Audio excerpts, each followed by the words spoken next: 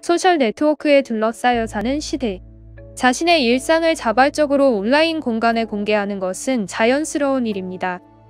개인적인 연락을 하지 않아도 누군가의 SNS를 들여다보기만 해도 그 사람의 생활을 볼 수 있는 시대가 되었고, 디지털 네이티브 세대는 그렇게 보여지는 것에 거리낌이 없습니다. 디지털 네이티브란 1980년대 개인용 컴퓨터의 대중화, 1990년대 휴대전화와 인터넷의 확산에 따른 디지털 혁명기 한복판에서 성장기를 보낸 20, 30대 세대를 지칭합니다. 태어나면서부터 성장 과정을 디지털 환경 속에서 보낸 세대인 만큼 미처 예상치 못한 인터넷 시대의 부작용마저 몸으로 부딪혀 겪어내야 했던 세대라는 뜻이기도 합니다. 정보의 바다에 흩뿌려 놓은 개인사들이 흑역사가 되어 돌아올 것도, 몇 번의 구글링만으로 신상 정보가 탈탈 털리게 되리라는 것도 몰랐던 디지털 네이티브들은 이제 과거의 사이버 행적이 언제 다시 내 앞에 나타날까 두려워하는 청년들이 되었습니다. 물론 그걸 미리 알았다면 2000년대 초반의 인터넷 무법지대를 그만큼 즐길 수 없었을 겁니다.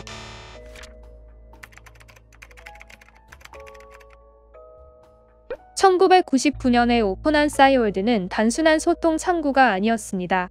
2000년대 초반 한국의 문화적 파장을 일으킨 싸이월드 붐은 일상 곳곳으로 스며들었습니다.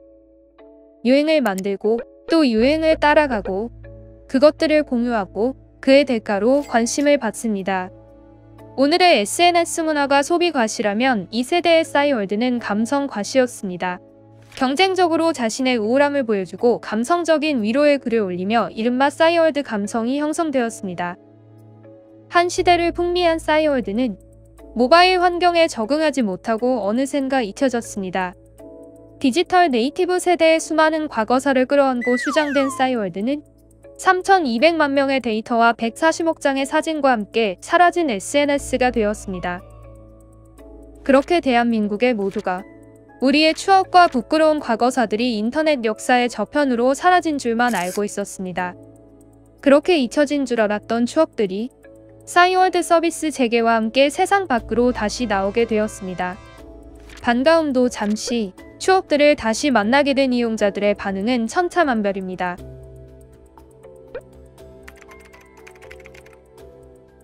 저 대학원 다닐 때 친구들하고 비밀 얘기를 이렇게 비밀 댓글로 해가지고 많이 나눴던 것 같아요.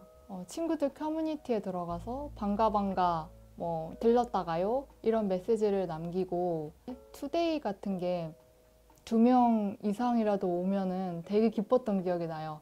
일촌을 얼마나 많이 가지고 있느냐 이런 걸로 약간 인기도를 결정하는 그런 것도 있어가지고 약간 저만 아는 그런 노래라던가 그런 거 많이 등록해 놓기도 하고, 좋아하는 친구나 뭐 사람이 있으면은 그 사람 이제 부금 뭐 해놨나 이렇게 뒤져보고. 호기심 가는 오빠들 이렇게 싸이 들어가면은 거기에 뭐 사진들도 이렇게 몰래 보고. 쇼핑할 때 되게 재밌었어요. 소녀시대, 빅뱅, 언더걸스, 노바디 뭐 이런 노래들 이제 깔아놓으면 내 방이 좀 활력 돋고. 친구들이랑 엽기 사진을 찍는 걸 되게 좋아해가지고, 근데 지금처럼 이제 사진 중심의 SNS가 당시엔 없을 때여서 그 싸이월드의 친구 공개로 엽기 사진 올려가지고 각자 막 퍼가고, 그게 저의 싸이월드에 아직도 남아 있는 것 같더라고요. 그때 아마 거기에 다이어리를 비공개로 해가지고 꽤 많이 썼던 것 같아요. 저는 제 딴애의 일기라고 썼는데 거의 제 감정을 거의 보여주다시피 하는, 불만 있으면 거기다 다 적어놓고 일기인 척하는. 좋아하는 연예인이랑 일촌하신 거는 뭐예요? 그게요. 그때 당시에 좋아했던 이제 연예인들이랑 일촌하고 이제 그 사람들 이제 사생하고 약간 그런 게 있었어요. 그게요. 싸이월드는 되게 쉽고 조금 낭만이 있었다면 요즘은 너무나 좀 복잡하고 소통이 조금 너무나 차갑잖아. 저만의 방에다가 이제 누군가 들어와서 발자취를 남기고 간다면, 인스타그램이나 페이스북은 사진을 매개체로 이제 소통을 하는 점이 차이점이라고 생각합니다. 그때 그런 포맷을 가진 SNS가 굉장히 전무후무했기 때문에 뭐 그 당시에 생각나는 거는 버디버디 같은 1대1 채팅 정도밖에 없었거든요. 요즘 SNS와 비교를 하면 상대적으로 싸이월드가 굉장히 폐쇄적인 성향을 보이는 거는 사실이라고 생각하거든요. 다이어리의 역할을 많이 했던 것 같아요, 싸이월드가. 그리고 조금 더 개인 공간이 많았었고, 뭐 인스타 같은 경우는 좀 바꿔봐야 게시물을 조금 많이 바꿀 수 있다? 그 정도? 너무너무 환영하고 저는 싸이월드 다시 이용하고 가꾸고 꾸미고 막 이럴 것 같아요.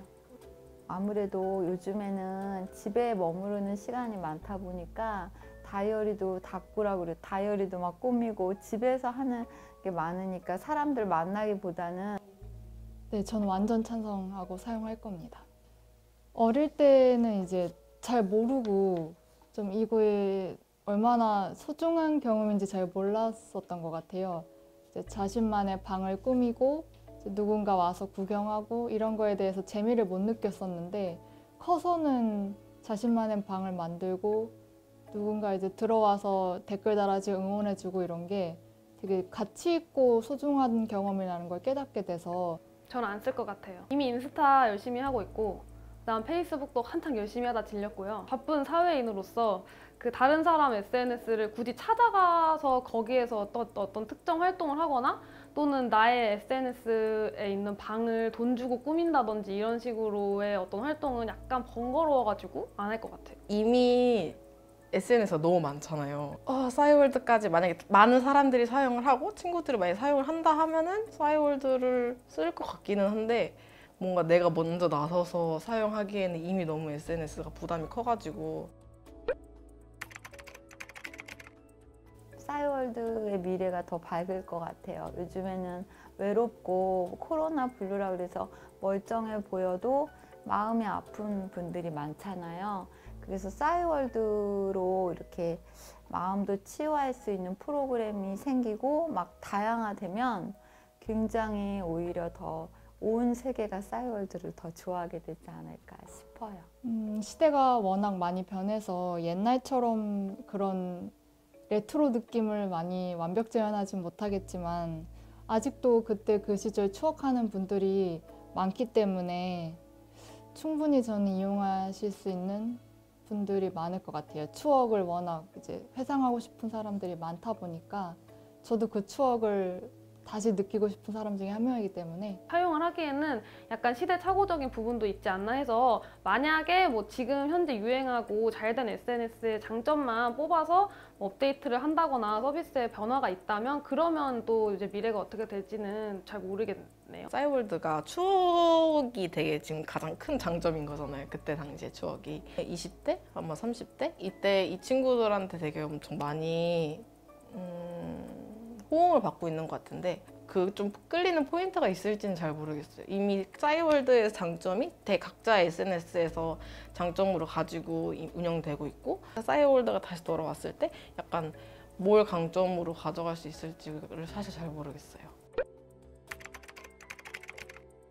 4번으로 할게요. 네. 물론 다시 보고 싶은 추억도 많지만 제 그 데이터를 다시 보고 싶지는 않아요. 추억은 추억인데 옛날 거를 다시 끄집으면 좀 부끄러울 것 같아요. 어릴 때 흑역사도 있지만 오히려 저는 친구들과의 추억이 그 싸이월드 안에 담겨져 있기 때문에 추억이라고 생각합니다. 학창 시절의 모든 추억이 담겨 있기 때문에 그때로 다시 돌아가면 좋겠는데 그게 잘 안 되니까 그런 희망이 있습니다. 그리고 전 추억이라고 생각해요. 왜냐면 그때 젊었었고 그 당시에 그 14살에 저는 평생 다시 돌아오지 않기 때문에 뭐 그때 못생겼어도 저는 저니까. 그때 초등학교 당시에 좋아했던 친구들이 꽤 많았어가지고 그때 당시의 감정들이 되게 새록새록하거든요. 그리고 그걸 다시 회상하기에는 내 스스로는 부끄러워진다 해야 되나? 그런 게 그럼요. 사랑꾼이었죠. 잘 지내려나? SNS를 통한 자기 표현, 셀프 브랜딩이 필수가 된 오늘날. 어쩌면 우리가 지금 열심히 남긴 사이버 공간의 흔적들도 몇 년 후에 돌이켜보면 민망한 흑역사가 되어 있을지도 모릅니다.